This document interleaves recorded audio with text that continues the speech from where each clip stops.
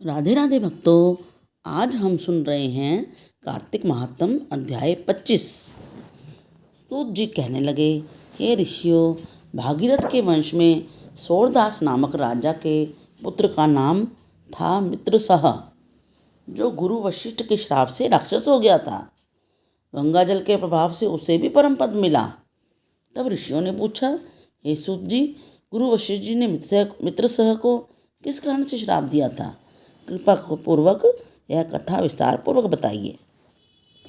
तब सूत जी बोले, हे ऋषियों, एक समय अत्यंत धर्मज्ञ राजा मित्रसह अपने कुछ साथियों सहित शिकार खेलने के लिए वन में गया, जहाँ पर उसने अनेक मृगों का शिकार किया। फिर भूख और प्यास से दुखित होकर नदी के तट पर आया। राजा रात्रि भर वहाँ पर रहा और प्रातःकाल होते ही शिकार की खोज में पुनः चल पड़ा।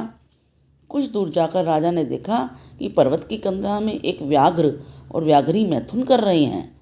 राजा ने धनुष पर बाण चढ़ाकर उन पर छोड़ दिया। व्याघ्री बाण लगते ही तत्काल वहीं पर गिर पड़ी। थोड़ी देर में उसने प्राण त्याग दिए।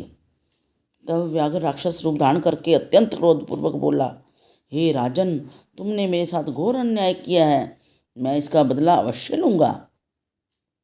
इतना कहकर वह राक्षस दुखित होता हुआ वहाँ से चला गया। कुछ वर्ष के पश्चात राजा मित्रसह ने अश्वमेध यज्ञ किया, जिसमें अनेक ऋषि मुनियों को बुलाया। गुरु वशिष्ठ जी ने ब्रह्मा विष्णु आदि देवताओं को विधि पूर्वक हवि देकर यज्ञ समाप्त किया और फिर स्नान करने के लिए नदी के तट पर चले गए।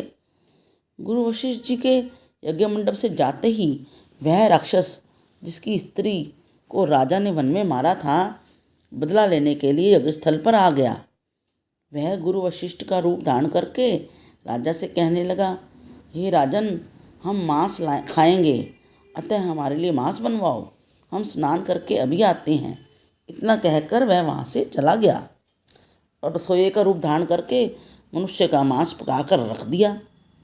जब वास्तविक गुरु वशिष्ठ जी स्नान करके वापस आए तो राजा ने सोने के थाल में सजा हुआ मांस वाला भोजन उसके आगे परोस दिया। गुरुजी ने ज्ञान दृष्टि से जान लिया कि भोजन मनुष्य के मांस से बना हुआ है। वशिष्ठ जी ने क्रोधित होकर राजा को श्राप दे दिया, हे राजन, तुमने हमको मांस मिश्रित राक्षसों के खाने योग्य भोजन दिया है, इसलिए तुम राक्षस हो जाओ। वशिष्ठ जी का श्राप सुनकर राजा ने विनय पूर्वक कहा, हे गुरुदेव, आपकी आज्ञा से ही ऐसा भोजन बनवाया गया है। राजा की यह बात सुनकर फिर गुरु वशिष्ठ जी ने ध्यान लगाकर देखा और जान गए कि राक्षस द्वारा छले जाने का संपूर्ण वृत्तांत महाराज को बताया। तब राजा भी निरपराध श्राप दिए जाने के कारण अंजलि में जल लेकर श्राप देने को उद्यत हो गया।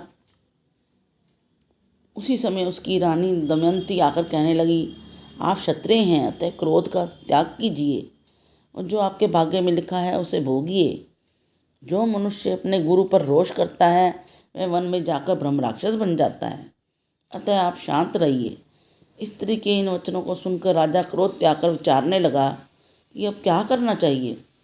फिर राजा ने अंजलि के जल को ज्यों ही अपने पैरों पर डाला त्यों इसके पैर काले पड़ गए। इसी कारण वह राजा राक्षस रूप में कलमाशपाद के नाम से विख्यात हुआ।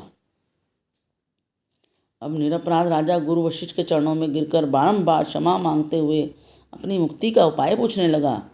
तब वशिष्ठ जी ने कहा, क्योंकि यह पाप अनजाने में हुआ है, इस कारण मेरे श्राप का प्रभाव तुम्हारे ऊपर सिर्फ 12 वर्ष तक ही रहेगा। इसके पश्चात तुम अपने वास्तविक स्वरूप में आ जाओगे, अनेक वर्षों तक राज्य का भोग करोगे और गंगा जल के प्रभाव से तुम्हारी मुक्ति भी होगी और भगवान विष्णु की सेवा करते हुए अंतकाल में विष्णु लोक को भी प्राप्त करोगे।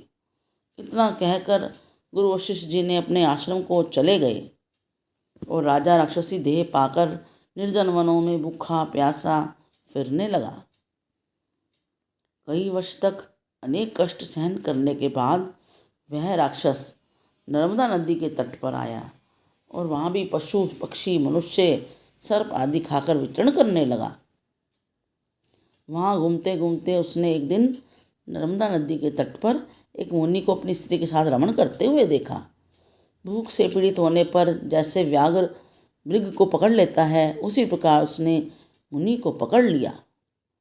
मुनि की स्त्री ने जब अपने पति को राक्षस के हाथों में देखा तो वह राक्षस रूपधारी राजा से विनयपूर्वक बोली, आप वास्तव में राक्षस नहीं हैं, आप तो सूर्य कुल में उत्पन्न मित्रसेन नामक राजा हैं जो श्रापवश राक्षस बन गए हैं।